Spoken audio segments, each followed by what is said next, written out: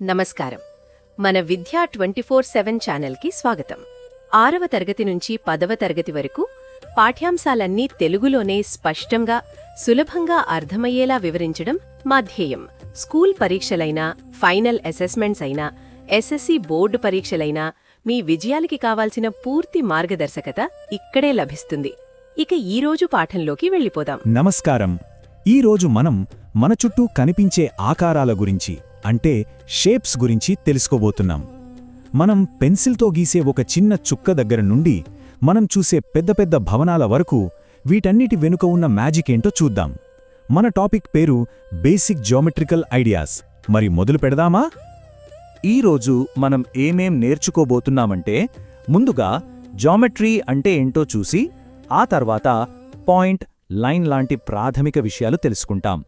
అక్కడ నుండి మెల్లగా ట్రయాంగిల్స్, క్వాడ్రిలేటరల్స్, ఇంకా గుండ్రంగా ఉండే సర్కిల్ గురించి కూడా వివరంగా మాట్లాడుకుందాం.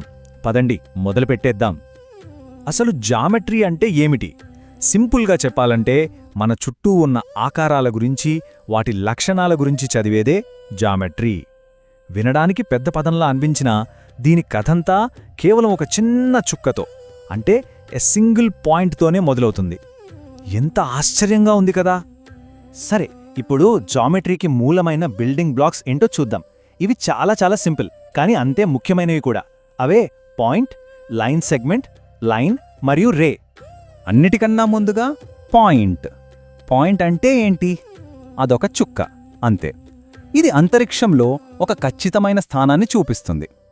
దీనికి పొడవుగాని, వెడల్పుగాని, అసలు సైజ్ అనేదే ఉండదన్నమాట. కేవలం దాని స్థానం మాత్రమే ఉంటుంది. ఆకాశంలో మెరిసే ఒక చిన్న నక్షత్రంలాగా, లేదా మనం పదునైన పెన్సిల్తో పెట్టే చుక్కలాగా. ఇప్పుడు 2 పాయింట్స్ తీసుకుని వాటిని ఒక సరళ రేఖతో కలిపితే ఏమొస్తుంది? మనకొక లైన్ సెగ్మెంట్ వస్తుంది. దీనికొక ప్రారంభ బిందువు, ఒక ముగింపు బిందువు ఉంటాయి. అందుకే మనం దీన్ని పొడవును ఖచ్చితంగా కొలవగలం. మరి అదే లైన్ సెగ్మెంట్ని 2 వైపులా అనంతంగా సాగదీస్తే అప్పుడది ఒక లైన్ అవుతుంది. దీనికి ప్రారంభం ఉండదు, ముగింపు ఉండదు. అచ్చం ఎప్పటికీ అంతం కాని ఒక రైలు పట్టాలాగా ఇది 2 వైపులకి వెళ్తూనే ఉంటుంది. ఆ తర్వాత వచ్చేది రే. ఈ రే అనేది లైన్కి, లైన్ సెగ్మెంట్కి మధ్యలో ఉన్నట్టుంటుంది.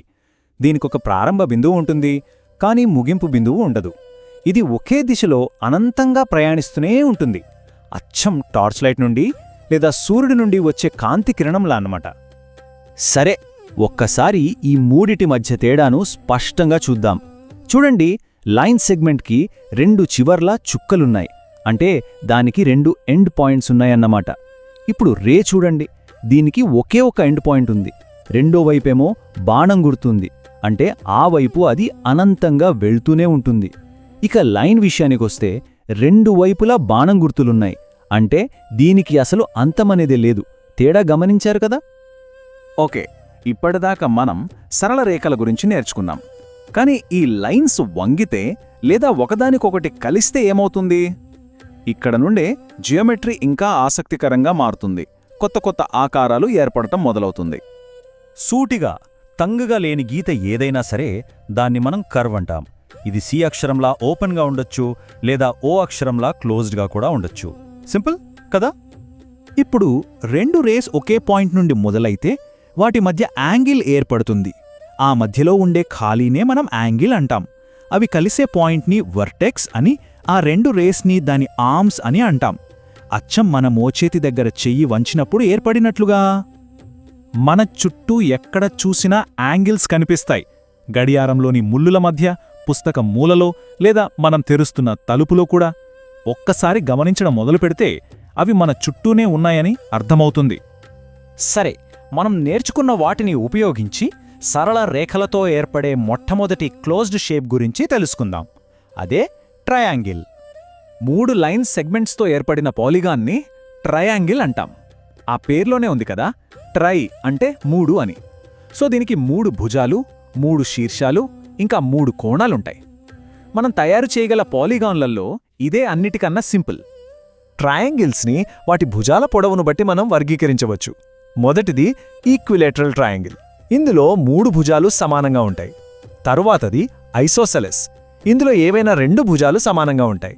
చివరిగా స్కేలీన్ ట్రయాంగిల్. ఇందులో ఏ 2 భుజాలు సమానంగా ఉండవు. వాటి లక్షణాలన్నీ ఇక్కడ టేబుల్లో చూడొచ్చు. 3 భుజాల గురించి చూసాం కదా, మరి 4 భుజాలుంటే? పదండి ఇప్పుడు 4 భుజాలున్న ఆకారాల గురించి తెలుసుకుందాం. వాటిని మనం క్వాడ్రిలేటరల్స్ అంటాం.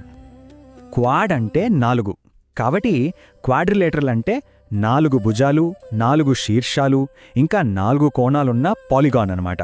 ఉదాహరణకి స్క్వేర్స్, రెక్టాంగిల్స్, పారలలోగ్రామ్స్ ఇవన్నీ క్వాడ్రిలేటరల్స్ కిందకే వస్తాయి. ఇక్కడ కనిపిస్తున్న ఆకారం పేరు పారలెలోగ్రామ్. దీని ప్రత్యేకత ఏంటంటే దీని ఎదురెదురు భుజాలు ప్యారలెల్గా ఉంటాయి. అంటే రైలు పట్టాల్లా అవి ఎప్పుడూ ఒకే దూరంలో ఉంటాయి, ఎప్పటికీ ఒకదానికొకటి ఖండించుకోవు. ఇక మన చివరి ఆకారానికి వద్దాం. ఇది చాలా ప్రత్యేకమైనది, ఎందుకంటే దీనికి అసలు స్ట్రెయిట్ లైన్స్ అనేవే ఉండవు. మీరు ఊహించేశారు కదా, అదే సర్కిల్. సర్కిల్లో కొన్ని ముఖ్యమైన భాగాలుంటాయి. వాటి గురించి ఇప్పుడు చూద్దాం. సరిగ్గా మధ్యలో ఉండే పాయింట్ని సెంటర్ అంటాం. సెంటర్ నుండి సర్కిల్ అంచు వరకు ఉన్న దూరాన్ని రేడియస్ అంటాం. సెంటర్ గుండా వెళ్తూ ఒక అంచు నుండి మరొక అంచును కలిపే లైన్ని డయామీటర్ అంటాం. గమనించండి, డయామీటర్ ఎప్పుడూ రేడియస్కి రెట్టింపు ఉంటుంది. సర్కిల్ మీద ఏవైనా 2 పాయింట్స్ని కలిపే లైన్ని కార్డ్ అంటాం. ఇక చివరగా సర్కిల్ అంచులోని ఒక భాగాన్ని ఆర్క్ అంటాం. సరే, ఇప్పుడు మన ప్రాక్టీస్ టైం. ఈ బొమ్మను జాగ్రత్తగా చూడండి. ఇందులో రేడియస్, డయామీటర్ ఇంకా కార్డ్ని మనం గుర్తించగలమా? ఒక్క క్షణం ఆలోచించండి, చూద్దాం. ఇకో చిన్న ప్రశ్న. ఏ సర్కిల్లోనైనా అన్నిటికన్నా పొడవైన కార్డేది? ఆలోచించండి. అవును, మీరు కరెక్ట్, అదే డయామీటర్. ఓకే, ఈరోజు మనం నేర్చుకున్నది ఒక్కసారి చకచక గుర్తు చేసుకుందాం. జామెట్రీ అనేది పాయింట్, లైన్ లాంటి సింపుల్ ఐడియాలతో మొదలవుతుంది. ట్రయాంగిల్స్కి 3 భుజాలు, క్వాడ్రిలేటరల్స్కి 4 భుజాలు ఉంటాయి.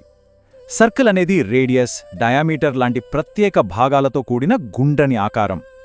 ఇంకా ఒక సర్కిల్లో అన్నిటికన్నా పొడవైన కార్డ్ డయామీటర్ అని గుర్తుపెట్టుకోండి. ఈరోజు మనం చేసిన ఈ ఆకారాల ప్రయాణం అందరికీ నచ్చిందనే అనుకుంటున్నాను. మీ చుట్టూ ఉన్న వస్తువులలో ఈ ఆకారాలను వెతుకుతూ ఉండండి, నేర్చుకుంటూ ఉండండి, మ్యాథ్స్ని ఎంజాయ్ చేయండి. మళ్ళీ కలుద్దాం. ఈరోజు చూసిన పాఠం మీకు ఉపయోగపడిందని హృదయపూర్వకంగా ఆశిస్తున్నాను. ఇలాంటి మరిన్ని స్పష్టమైన, సహాయకరమైన, మార్కులు పెంచే పాఠాలు పొందాలంటే మన విద్యా 24/7 ఛానల్ను తప్పకుండా సబ్స్క్రైబ్ చేయండి. ఈ వీడియో నచ్చితే లైక్ చేయండి, మీ ఫ్రెండ్స్కి షేర్ చేయండి. మీ సందేహాలు, సూచనలు, తదుపరి నేర్చుకోవాలనుకున్న విషయాలు కింద కామెంట్స్లో రాయండి.